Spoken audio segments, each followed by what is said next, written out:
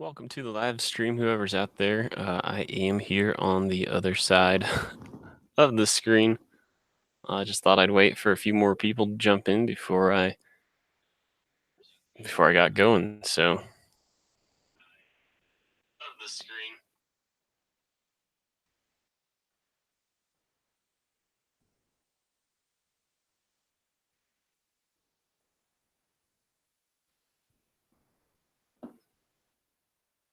Let me know who's out there. Leave a comment in the chat. We'll get going here in just a minute.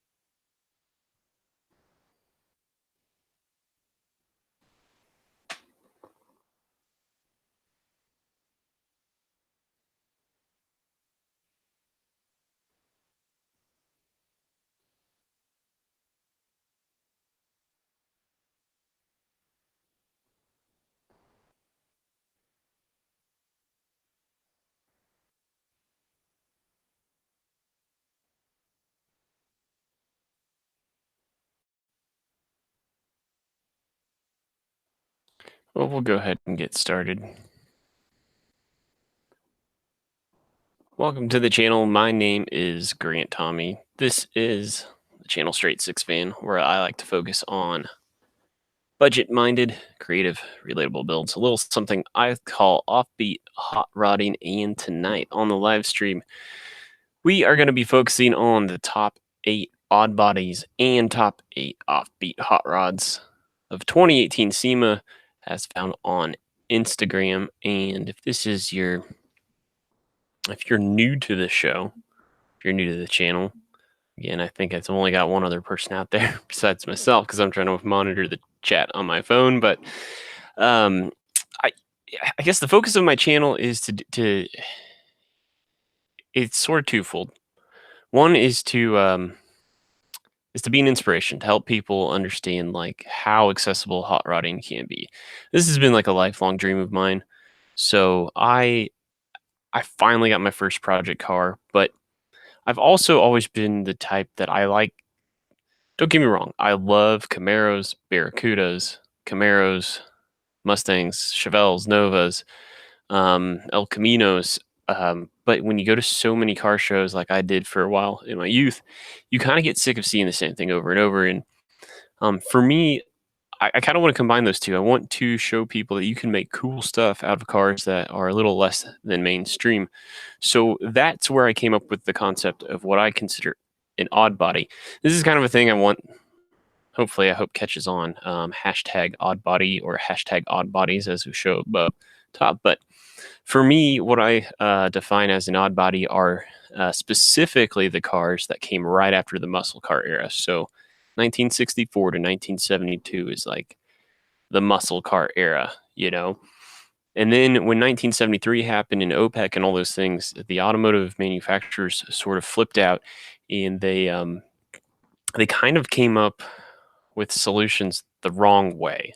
Okay, so all they did is lowered compression ratios. They kept the same giant cubic inches, and then safety concerns and all of those things. You know, they had added those god awful bumpers, front bumpers. So these became like the forgotten years of Detroit automotive history, and for me, I kind of want to own them, and I kind of want to highlight them, and I kind of want to honor them because I really think there are a lot of. Don't get me wrong. There's a ton of ugly cars in this era too, but I think there are some select few that are very well, great platforms. And as you know, yeah,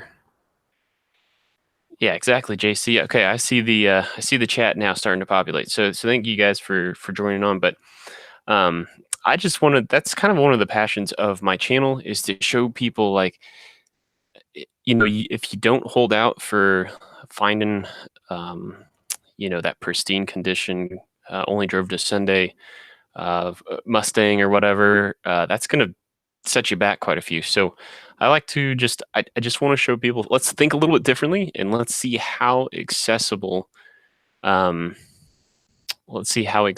actually hot rodding can be for everybody. And, what I'm doing right now on my channel is, you know, this is all new to me. This is the first time I get a chance to work on cars like this. So, again, I want my channel to be, well, if this schmuck can do it, so can I. So, anyway, that's the concept behind Oddbodies. So, with no further ado, let's start breaking down what I have found to be the top 8 odd bodies of SEMA 2018 on Instagram. And where I want to start, let's see if I can do this right. You guys will have to bear with me. I don't have multiple monitors, but where I want to start, and I'll be honest, there weren't a lot of odd bodies at SEMA. Surprise, surprise. Not a lot of people went after a 1973 to 79 car model, but trucks were kind of king. So now I'll be honest, this 73, this generation, the third generation of Chevy Silverado pickups, is characterized as 73 through 87, but they had a styling change in 1981. And honestly, I've always preferred the 81 through 87 body style, but I found this style is really starting to grow on me. And this comes from Square Bodies Syndicate, Instagram handle. This is their build for SEMA 2018. And man, it's just, first off, um, they, let's see if, I don't know if I can get any hashtags to work, but they did a number of things like really awesome. First off, the graphics package is just sort of spot on. And, this specific model, shoot, I thought I had the year written down. I don't, but the single headlight, what I'm getting at is I'm kind of actually really starting to like the 73 to 80 body style. I call it the single headlight versus the stacked double headlight. But as you can see, there's a LS base motor with some sort of supercharger. Just look at this bend here on the roll cage. But they do the turbine wheels in a modern, like they did everything sort of period specific, but they also did it in a way that caught up with modern trends. So this is my this is my first project. And so what I'm going to try to do with this live stream as well is in between the different vehicles I show you, I'm going to try to catch up in the chat in the meantime. And so JC projects, this next one I have for you here. Well, I have a couple of trucks that are going to wet your palate. I agree. The 79, I'm trying to remember, 78 and 79 are a lot alike, but one of them had a square headlight in the same headlight orb, and the other one had a circular. I want to say 79 had the square, but 79 sort of is sort of the king of the crop there. But I think you're going to really love this next one, which comes to us from River City Rods, Iowa, and it's I thought this was a custom job. I thought this was like a Centurion-based 1976 Ford F100, but this is apparently a Ford B100. Apparently, these were made in like Brazil and like Mexico and South America. And so this sucker is just, this thing's pretty awesome. If you want, I would highly recommend the guys at River City Rods, Iowa, do some tremendous work, first off.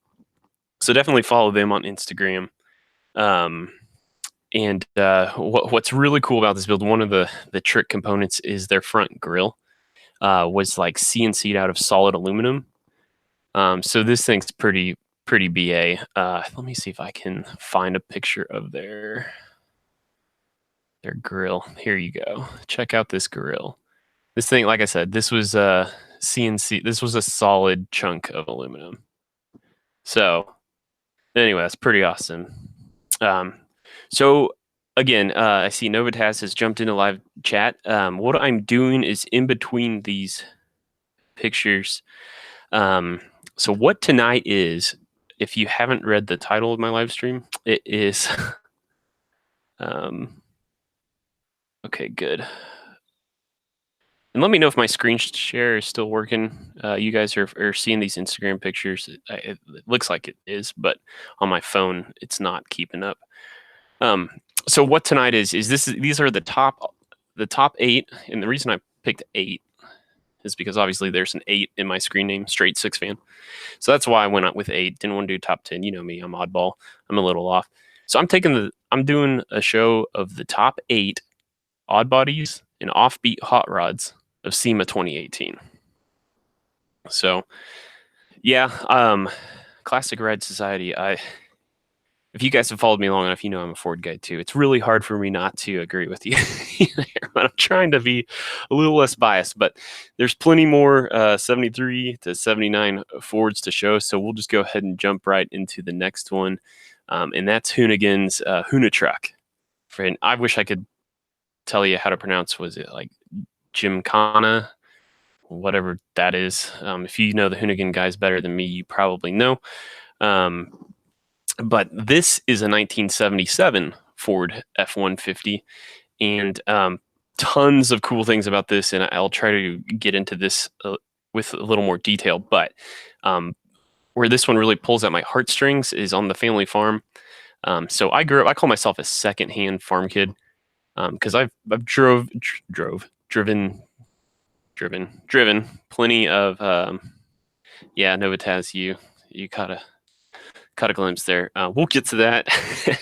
But so secondhand farm kid. I didn't grow up on the farm, but when my dad and my uncle took over the family farm, my uncle lived on the farm. We did not, but I did plenty of farm work. Well, when my grandpa retired and moved off of the homestead before my uncle lived there, he had a 1977 Ford F-250, and it was a 2-wheel drive, like camper special. You may have guessed it, inline 6, straight 6, 300. And that was when we had to end up selling the farm in 2005. That was one of the things that I was like, why did you auction off that truck? I wish we still had that truck. I mean, because it would have been a sweet, like, Crown Vic body swap. I mean, it had like the best patina. It definitely had its rust issues, but anyway, so I always have a soft spot in my heart for a 1977 Ford F-150. And anyway, a little bit about this truck. So, Ken Block and Hoonigan, they're all about the drifting, like the high level drifting. I'm sure someone in the chat could probably explain it better than me, but they decided for this year they were going to do something different, and they picked the 77 Ford F-100, and it's got 3.5 liter EcoBoost in it. It's all-wheel drive, but that EcoBoost cranks out 914 horsepower, as you can probably see on the screen here.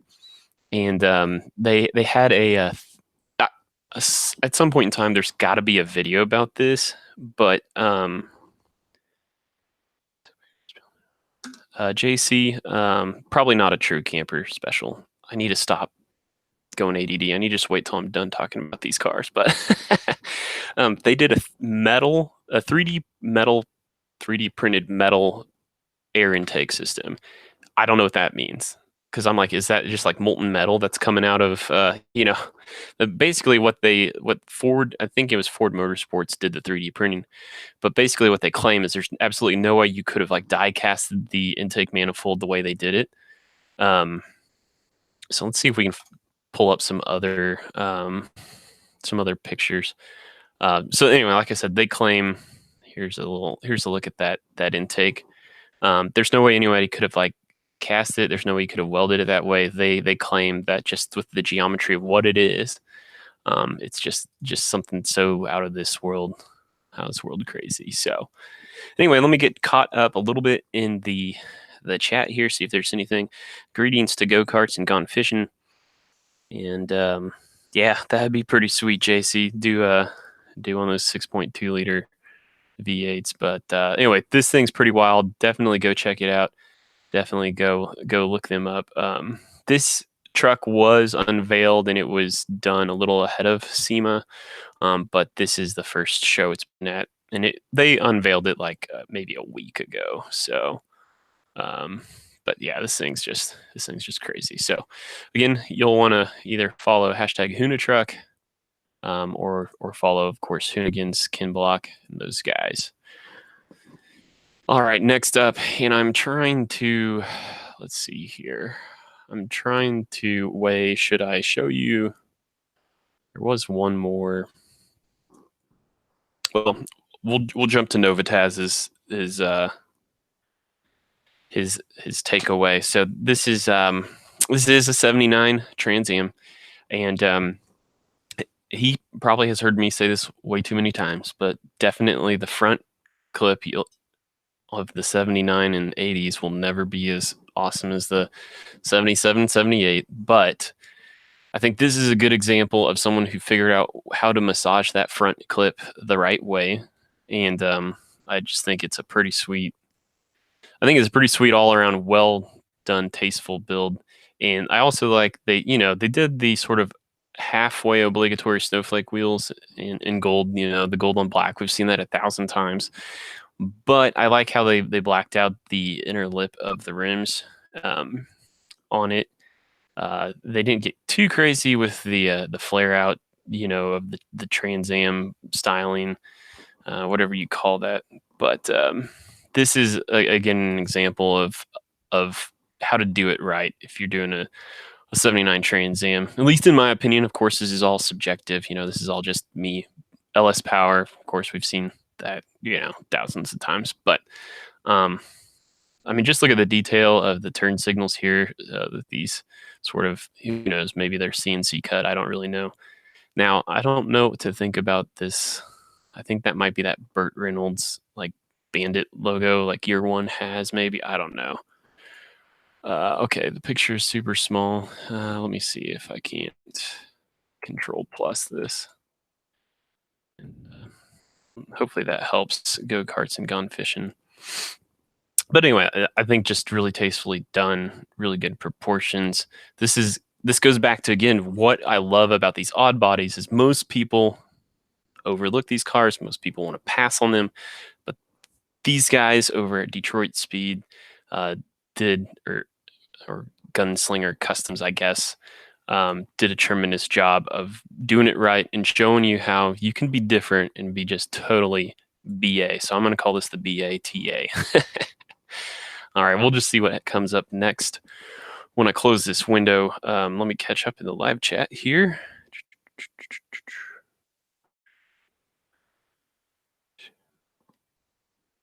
Wheel wells look stock. Yeah, I wasn't commenting on the wheel wells as much as this piece Novotaz right here. And maybe this is a stock proportion, but I know some people love to like flare these out to wide body it.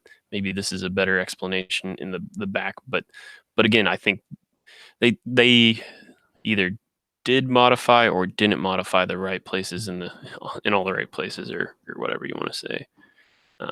But yeah, the Dash 2, like, I think it's sort of trying too hard, especially like, for instance, the steering wheel cover, a little too like fluffy. Again, it's like, I'm of the opinion that thin proportions are almost 9 times out of 10 always more sexy than wide proportions, and this just makes a steering wheel so much more bulky than it needs to be.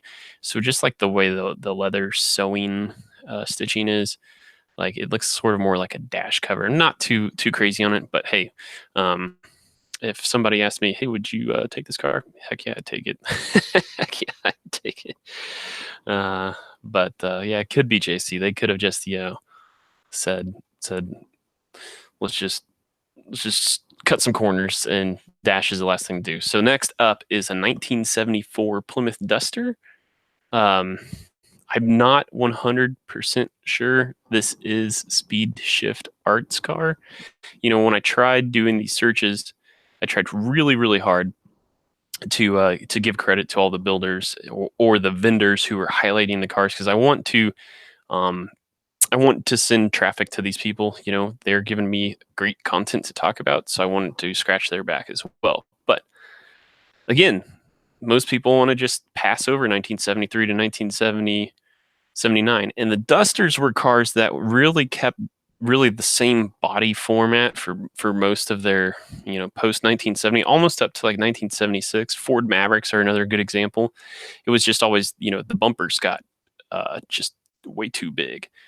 So this is a great example, in my opinion, of tucking some bumpers and seeing what you can do. I just love what they did with the wheel and tire combo too. Again, it's let's be period specific, but let's also be modern with it. Paint scheme is like, Mopar, in my opinion, has the best paint schemes. I mean, paint schemes, paint combos, but this is a really kind of unique play on a typical most Mopar paint scheme. This is something that I've never seen anyone do before. So, like, kudos to you guys for thinking outside the box. This is just a pretty awesome two tone. I mean, this is sort of like a pearl white, and I mean, this looks like it's maybe like caramel, I guess. It's not quite a red. I mean, I don't know. It probably depends on the light you look in. Again, here's a close up of that graphic. But dude, I'm telling you, again, here's a good example of period specific, but be modern with it. Love it, man. I mean, like, I love it on the seats more than the door panel here, and then the dash over here kind of doesn't fit back in, but pistol grip shifter. I mean, just this looks like maybe beechwood or something inlay on the console. So pretty sweet. Again, Dusters are great candidates in my opinion. If you want to find something past 1972, I think a Duster is a great platform to do something just totally BA in that era that most people don't want to. So I'm gonna switch. Let's see here. Switch the camera back over to me for a second because I am struggling. Get my phone. I'm just gonna try to get caught up in the live chat, but my phone's being kind of a punk. Okay, MHF Tractor has joined in. Sweet. Hey, welcome to the show. Yeah, it does kind of look coppery, but it seemed like there's almost more red than orange, in my opinion. But that could just be the light. So let's get back to showing you my top 8, and let's see. I don't even know what I'm maybe through 5 now. So next up is and I apologize. I wanted to double check my facts. I know it says Cherokee Chief on the side. Nope, that's not what I want to show you. I want to show you just stick on this guy. But it's the original Wagoneer based platforms. If the open air garage would be on here, this would totally be right up his alley. But you don't see the 2-door version of these very often. There's the Gladiator truck. I love the Gladiator. The front grills. Unfortunately, this is another example of one where I couldn't figure out who to credit, who built this, but I thought pretty simple, pretty sweet build. I'm gonna take a drink of water here for a second. Let this percolate for a second.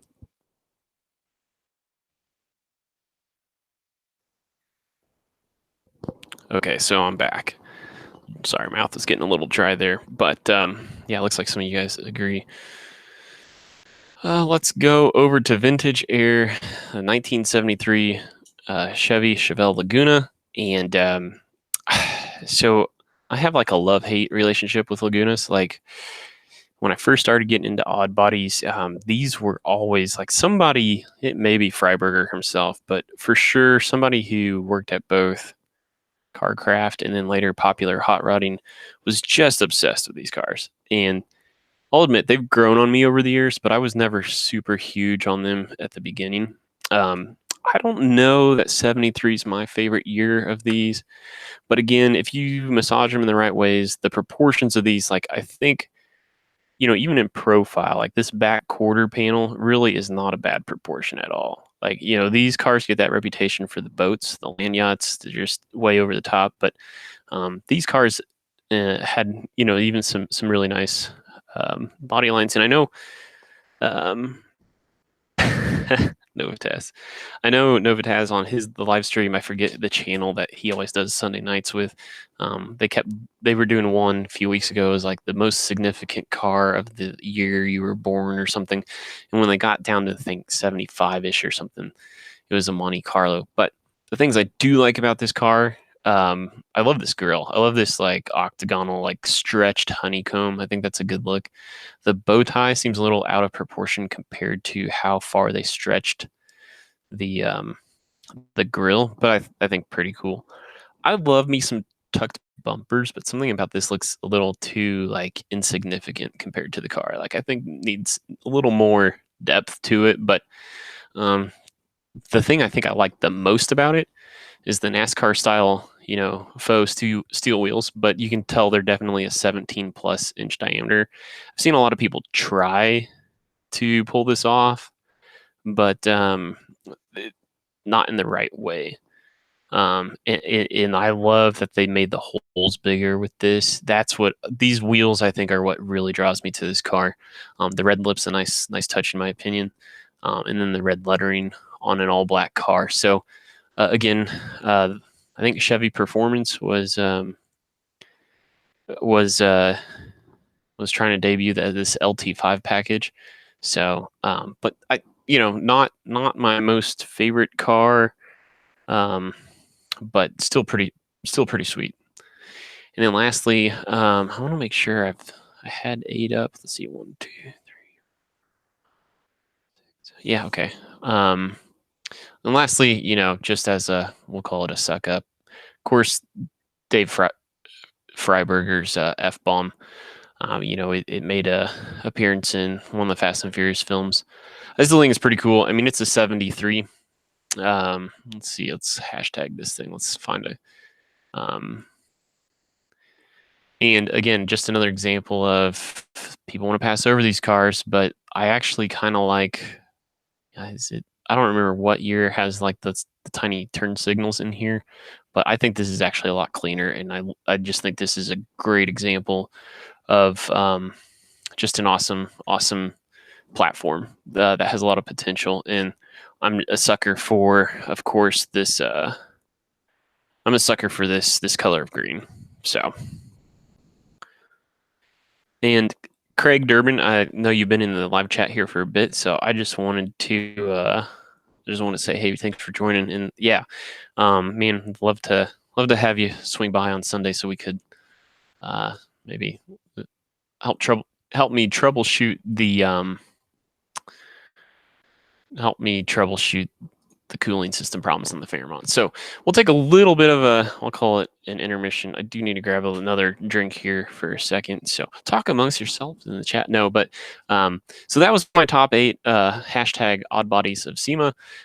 Coming up next here in just a couple seconds, we'll do the top 8 offbeat hot rods of SEMA. So, and I'll explain to you guys what I consider that in a second. So why don't you guys, you're doing such a great job chatting amongst yourselves that I am just trying to get let me see here. Let's see what I can do to buy myself some time.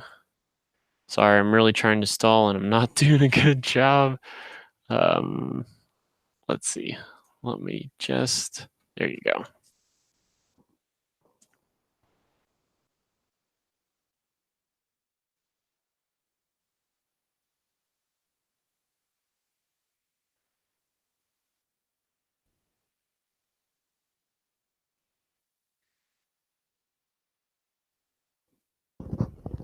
All right, so I'm back. I got some water in.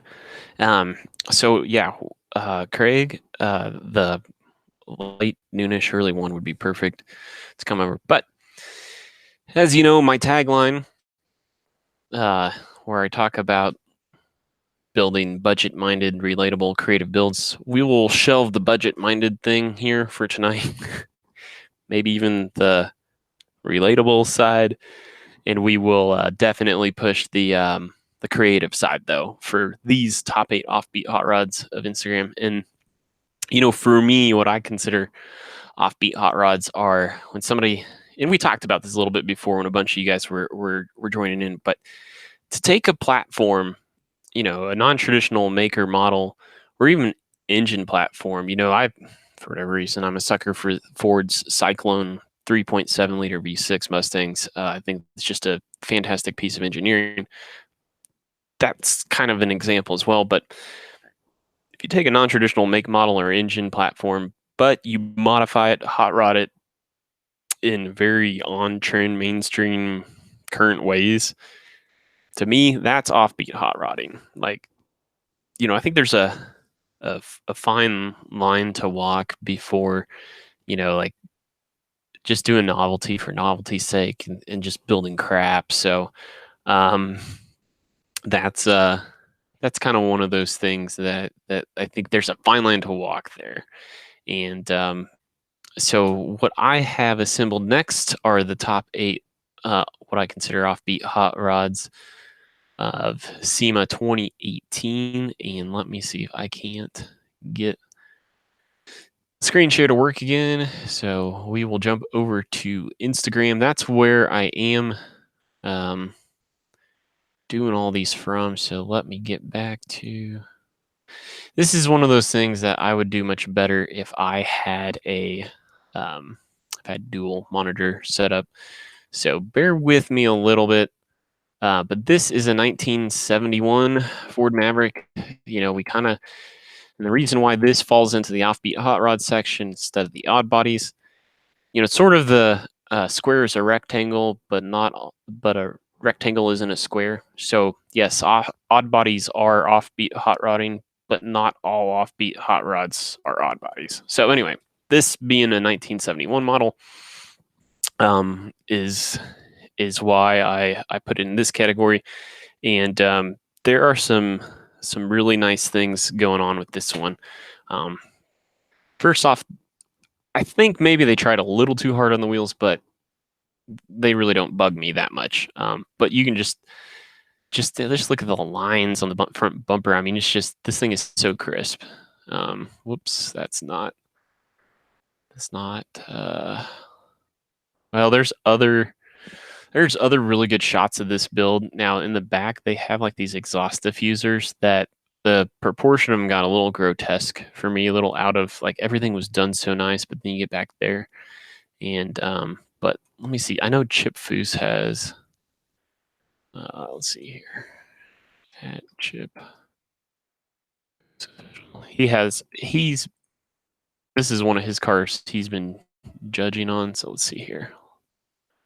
Let's see if, yeah. So here are those diffusers I was telling you guys about out back. I mean, they just almost look DeLorean-esque from Back to the Future. But check out the carbon fiber bumper, the carbon fiber chin spoiler. This maybe is a little much for me, like the proportion of it, like how chunky it is. When the bottom of the valance, the bottom's almost taller than the grill. I don't know that I like that, but there are just so many other things I love about this car. I mean, this hood is just beautiful. Again, staring down the body, they flared the fenders in a way that I think is very tasteful. So this was so here you go. You can read the over here. This guy got an award for the paint. So let's see. So let's give credit to Greening Auto Company for this pretty sweet build.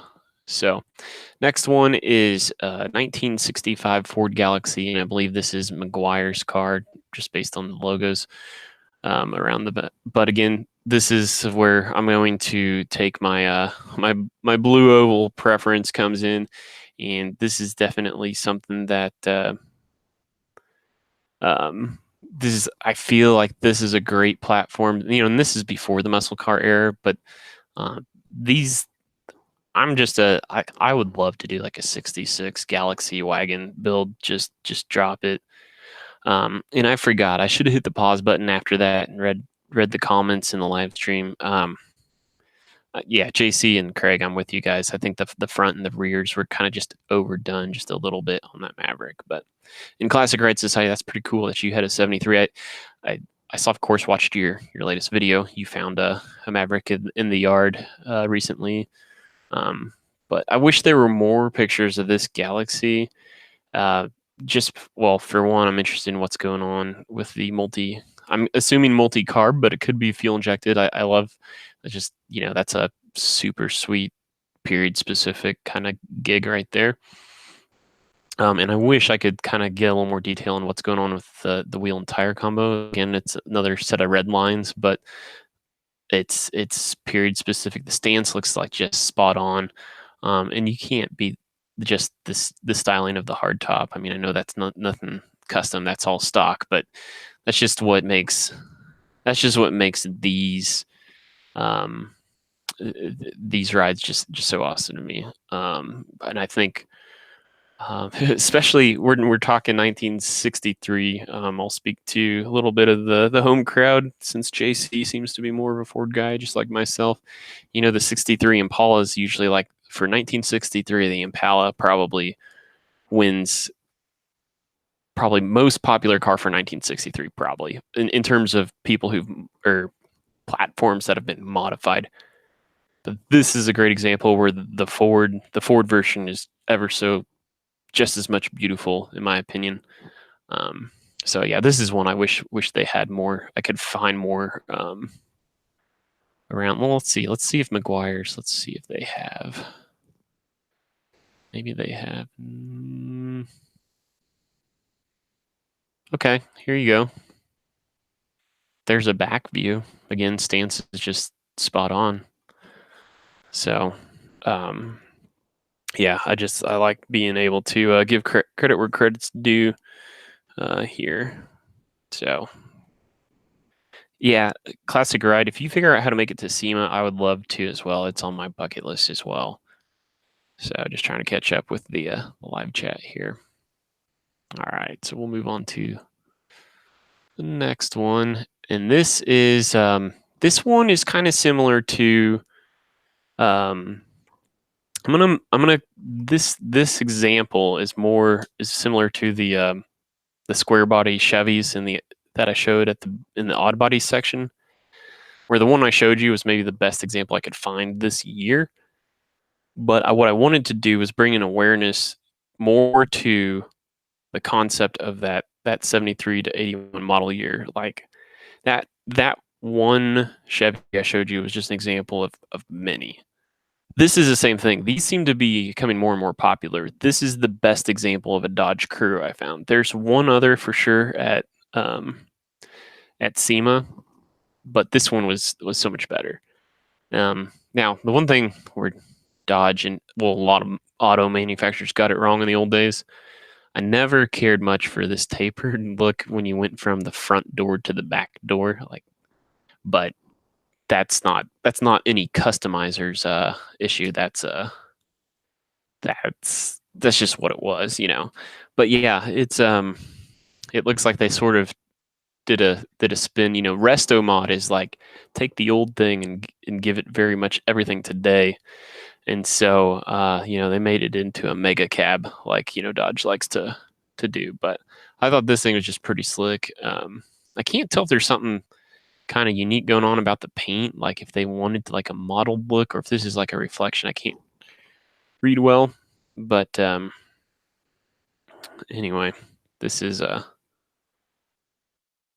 old car auto guy. Hey, thanks for jumping in. Yeah, you have to have some sort of tie to the automotive business to get into SEMA, and I think they do have pretty loose associations, but I have zero.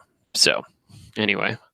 Oh, and the other thing I wanted to mention about this specific Dodge truck. So I watched this documentary on the History Channel about trucks, the history of trucks, and the production numbers was just outstanding, or just mind-numbingly like, no, wrong word, mind-baffling how far the distance was. Like Ford definitely outsold Chevy for the longest time, but the difference between Chevy and Dodge was like light years.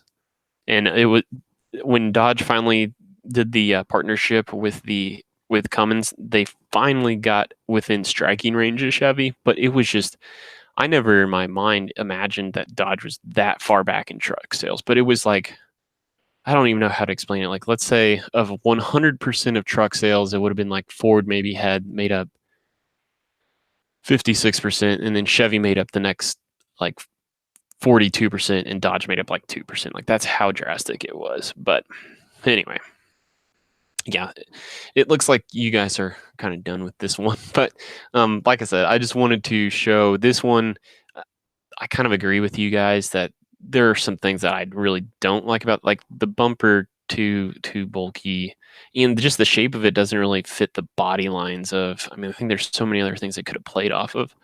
But I wanted to use that as an example of 1960s Dodge trucks as a platform example. So next one is a 19. Well, I had the year somewhere. I thought it's obviously a Ford Torino Talladega.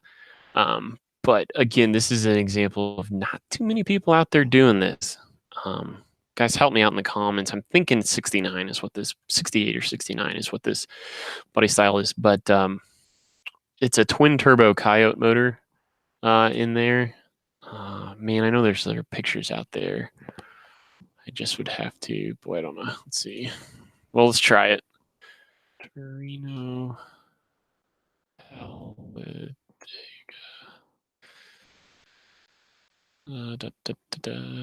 No, nothing really. Okay, so we will punt on that and just kind of leave this leave this up there. But JC in the comments here kind of agreeing with me on the whole Cummins thing. I'm gonna take another drink of water here, you guys.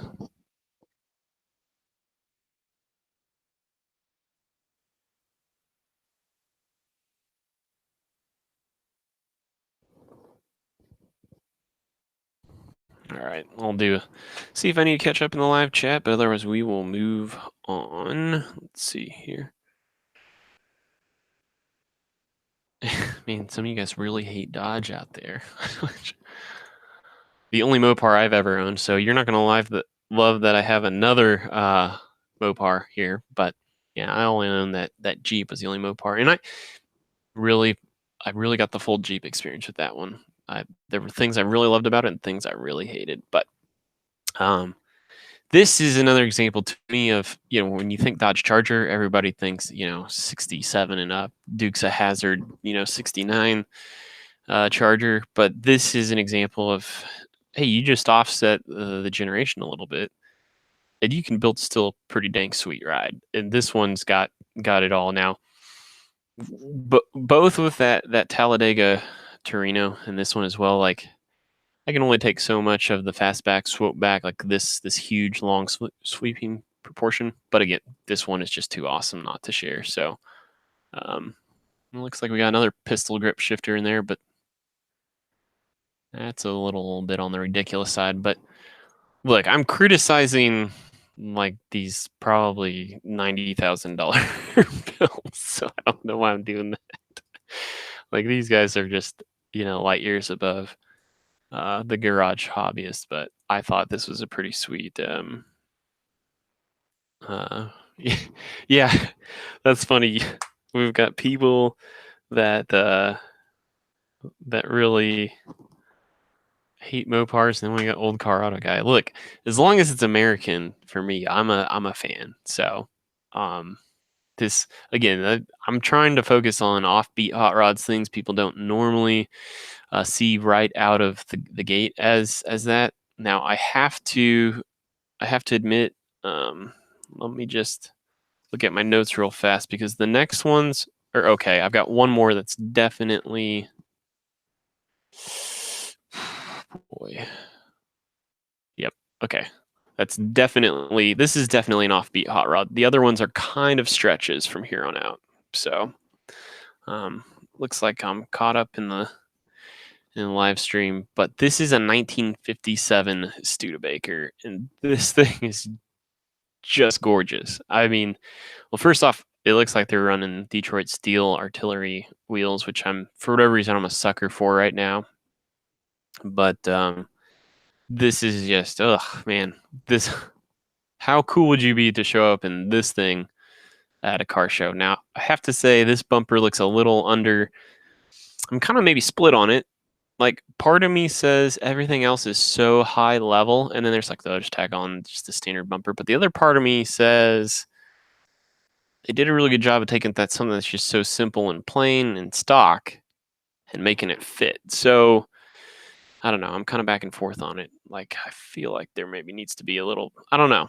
I'll be curious to see what you guys think in the comments. But I mean, this, oof, man, I'm just kind of speechless. But and I self-admittedly, I don't know a ton about Studebaker trucks, but I'm guessing like this bed rail, the way they finished it off here is not stock. Well, let's see. Let's look at. Well, no, it's pretty good. But then also, I don't know if this is necessarily this year models specific, the way they have the hood insert, but this is pretty sweet. Man, if I could find another, let's see if they have any good hashtags here. Let's see if we can find some other good pictures for you guys. Yeah, here you go. I mean, just check this thing out. I mean, I don't even need to say anything. So, yeah, I guess we'll go back to the bumper. Like, actually, and the back looks a little like, I don't know if I'm gonna to dig that, but it looks like, from this view, they could have definitely done something where they tucked it a little bit better. I think they could have maybe just kept this shape really, but just tucked it under a little bit. Where there was that overlap between panels and maybe only half of this distance showed. And I think it actually maybe would have been all right. I maybe would have. I don't know. Again, I feel stupid. I feel guilty. I'm sitting here trying to criticize these like $90,000 builds, but yeah. I mean, again, I guess the way I look at it is like somebody handed me the keys to it, I would not turn it down just based off that bumper. I'd still rock it. Okay, so from here on out, I'm gonna make a little bit of a stretch at Offbeat hot rods, and I will start with. Let me close out that. Let me close out this. Oh, this is the final. This is the 8th one of my top 8. And this is Icon. If you don't know who Icon 4x4 is, they're out of like Oregon. Another great high level of design team. This is, there's nothing offbeat about a 49 Merc, right? But what they did is they built this is their derelict. Sorry, that's my Zoolander coming out, or my little brother likes to refer to Derek likes to refer to himself as that, but a derelict version.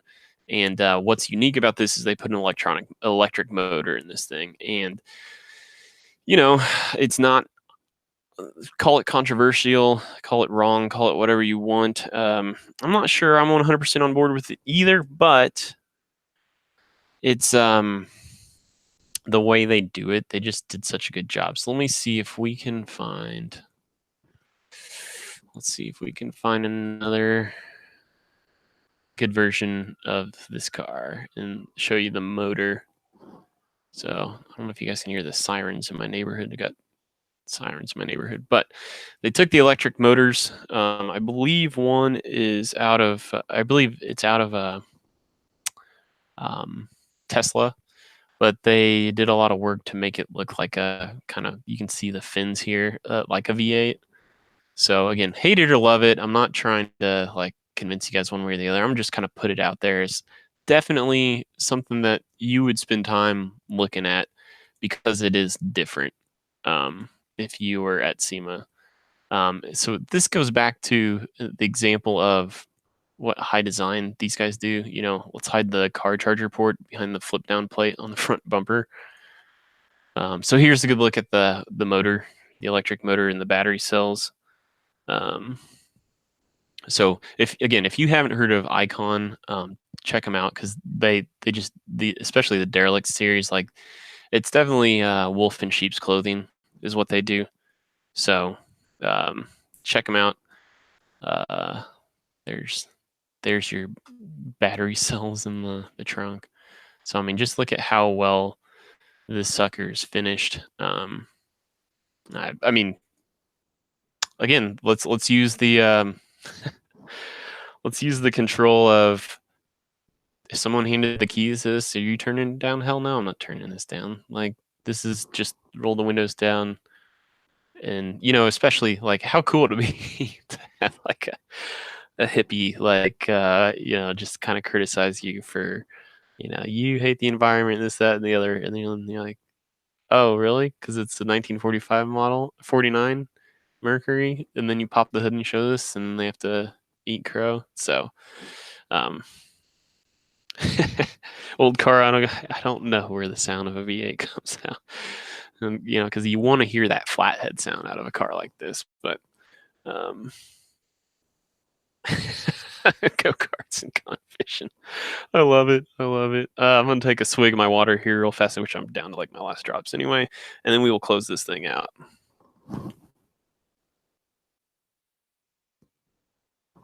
All right, so that was my top 8 Offbeat hot rods. I think. Wait, do I have one more? Yeah. Nope. Those are my top 8 Offbeat hot rods of SEMA 2018. I did want to throw in a honorable mention here at the end, and that's because this was actually debuted at SEMA 2017, and you guys, I'm sure a lot of you have probably already seen it, but it's this is just, to me, this embodies again the idea of offbeat hot rodding. It's not technically an odd body because it's a 1972 AMC Javelin, and that's Prestone's car that they commissioned Ring Brothers to do. And this car is just, for me, this is like everything that offbeat hot rodding is to me. And just an example of how many Javelins do you see at car shows, Like, and what I love is if you've ever listened, like Jay Leno's Garage, like tons of people have done features on this car. Again, this is an honorable mention for 2018 because it's really a 2017 car. But what's really cool to me, what they sold Prestone on, is Prestone makes antifreeze, which goes in any car, and AMC, the way they ran their business was very much a mutt operation, and so they were selling Prestone last year on, you've got to do this car because it embodies exactly what your product is, of how like you work in anything. And so like they would get their transmissions and rear ends from Dodge, and like they would get certain parts from Ford and Chevy. But the worst part about the Javelin, as you guys all might classic ride. So you got to tell us what your impression was of it in person. I've got some things I'm not a fan of, but this car over the years grown on me so much. But anyway, so with the Javelin, this front fender, they moved it. I forget how far forward they said they moved it, because that was like the worst part about these Javelins, because they're like sort of had the anteater nose. And what I love about when they move that fender forward, like these body lines almost become very Stingray, Chevy Corvette Stingray like, and just really makes this car is just here's their Ford GT or Pantera or whatever they did year before, but they did a really good. You never knew what brand of key you would get. I see what you're saying, JC. So that sums it up. Oh man. They took a Barracuda grill for the front, and like you can notice it right away. Let's see. It's the Defiant, Prestone Defiant. Let's see if we can find a picture of the front grill, because okay, so here you go. Here's what I like. They kind of exaggerated that let's pluck from every manufacturer. Now it's got it's got a Hellcat motor in it, which is exactly what I would do if I resto modded an AMC. You have to go Mopar. But they did a good job, I think, getting the Barracuda clip in and kind of feeling right. But to me, where it starts to break down is the air dam. I think is getting to the trying too hard stage. Like I really think they could have played off some other body lines a little bit better, maybe tightened up some proportions a little bit better, and I would have like fell in love with this thing like 100% over the top. Completely nailed it. So, really, guys, that that wraps it up for me. That's the top 8 Oddbodies, hashtag Oddbodies, and the top 8 offbeat hot rods of SEMA 2018, and then of course the 2017 honorable mention for the Prestone Defiant. But here's an example of like when they move the front fender up. I want to say so they did like a scan. I want to say they CNC'd the fenders, which sounds bizarre, but these look carbon fiber, so that might be like total malarkey on my part. So I don't know, but anyway, really cool car. Like just the build, like definitely go do some research on this thing. It's just wicked sick. Here's another example. Here's the tail end, but Ring Brothers do phenomenal work. Obviously, there's the motor and everything. So, but let me stop sharing the screen here and close out some windows. And all right, so that's it, guys. Thanks for joining tonight. I hope you enjoyed it. I hope this was relevant. I figured because SEMA is currently going on, I kind of wanted to hit it while it's hot, as they would say. Looks like I've been going for close to an hour. So, man, if you have any questions for me, I'll wait a few minutes in the live chat. But again, thanks. Thanks for 12's a pretty good spot on viewers for this time of week, this time of night. If you guys have any questions for me, I'm glad you enjoyed it. Looks like Craig, you enjoyed it. The Katana 600, I apologize. I don't think I ever gave you a shout out. Guys, if you've seen any channels you're not familiar with, definitely check each other out at the very least. You don't have to sub each other, but you got to check each other out. I guess I'll do the plug for the post upload, but if you want a straight 6-fan Pistons tee, link in the description below to my Spreadshirt store. Pick you up one of those since I'm still not monetized. Timelines. Okay, Craig Durbin is asking me for a timeline on the rear end swap on the Fairmont. Well, I thought I'd be doing that here in November, but it looks like, and this depends too on if I end up getting a storage unit, like I think for the months of January, February, and March for the Fairmont, because I think I might just park it in storage for those 3 months and then bring it back in March. But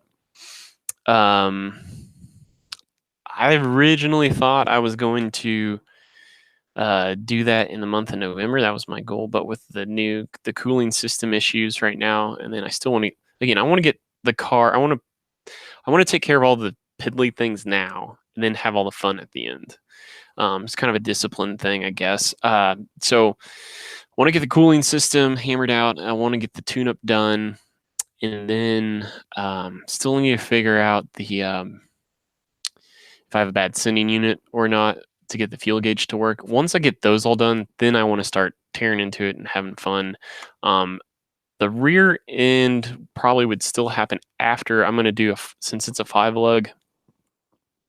Yeah. Hey, Craig, give me an idea. What, like, I have no bearings. What would a rental unit cost? Because that did cross my mind. It's like, wait, you have no idea what to expect. Like, I'm having in my head that it's somewhat affordable, but if it's not, I probably won't do that. I've also considered just parking it out, like having a set of rules. Like if it's 27 degrees and colder, the Fairmont goes outside. If it's warmer than that, the Fairmont comes inside. But I'm not 100% convinced that my weather stripping is top notch, and so I don't want it like to snow, and then snow melts, gets through, sits out there for days, and then I've ruined my new carpet or something. So, yeah. Well, someday I will have a shop. That's on the list too for 2019. There's some things in play with that, but $35 to $40 a month. That's not. I mean, but I'm not made of money by any stretch. But I was thinking in my head like 60. Like if it's over 60, it's probably not worth it. Like, and I don't know too. Like I haven't called anybody. There's 2 close by. I haven't called anybody. Yeah, tarps, yeah, but I don't want something to blow off. I don't want moisture to get under the tarp if it's out in my driveway. The thing leaks oil. I would just feel better about just keep it. It's in such good shape. I would hate to not. Yes, 3 months isn't going to ruin it, but yeah.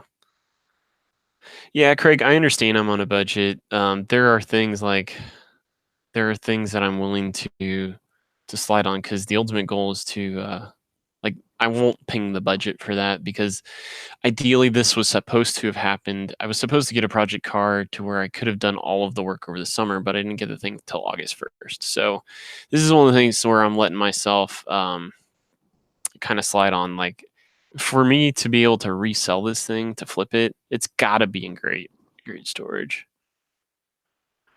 Um, so anyway, I'm not saying storage thing is going to happen. It might, but I kind of got off track there. The rear end swap would still come after. I'm going to do. I would do the front wheels first, so I could do. I need to get new disc brakes, the 5-lug disc brakes. Hopefully the front pads are fine. I might get new pads, but new wheel bearings as well. Repack the front bearings and and then get my steel wheels, get some tires mounted on that. So I want to make sure that I get the front and the rear done at the same time. So anyway, could you get a shed delivered with a garage door? Yeah, my backyard's not big enough, JC. Like it's not. I'm in a townhome and it's tiny. No, I couldn't get my car back there. I could drive my truck back there. There's a crazy like side slope hill with the neighbors, but it's not like a horrible idea. But I mean, if we're talking about spending $40 a month for 3 months versus buying a temporary shed, like am I going to be able to find something cheaper than $120? Like what's that's kind of where I'm at. No, how much? Yeah, JC. So we want to move out to the country, my wife and I, and we're this by the end of the month, I will have my truck paid off. I I spent more money on my truck than I wanted to when I was looking for a new vehicle. I had money saved aside. I was wanting to shop in like the 10 grand range, but I couldn't really find what I wanted. I wasn't necessarily had to have the Toyota, but I had to have a regular cab, and Toyotas had the most of that. Guys, I'm gonna have to let you go. My wife's calling, so I'm gonna call her back. But thanks for joining the live stream. That's gonna do it for this episode. Until next time, peace out.